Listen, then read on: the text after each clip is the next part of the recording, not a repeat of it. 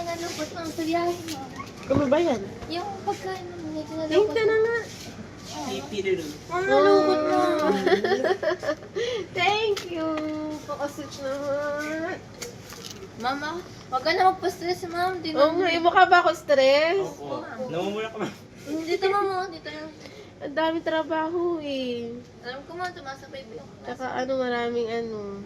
Ma'am, mag-iingat ka ma'am. Naiiyak na ako sana. Opo. Bakit? Baka ma'am, Malulungkot masama magpaka-stress ma'am. Baka magka-hairfall ka ma'am. Naranasan ko na yun ma'am eh. Ba't ako magkaka-hairfall? Kita na ba? Sobra? Nahiya naman ako. Hindi po ma'am. Wrinkles? Maganda ka pa rin. Ilan taon ka ba ma'am? 41 na ako. Ma'am, kasi tanda ko 40 pala. plus ka pala Oh. ma'am. Oo ma'am. 8 na yung birthday niya ma'am, di ba? Tapos 41 na. 1985. 1984. Tatay ko po kasi 1984. Kaya doon yung Oo, promise. Sige, promise ko na yan. Baka inaantay ni Ellie yun eh. Sige, kulang na yung oras nyo. Sige po ma'am. Thank you. Bye-bye. Love you. Love you. Love you ma'am. Nasusunod na lang ulit ma'am. Thank you, Nak.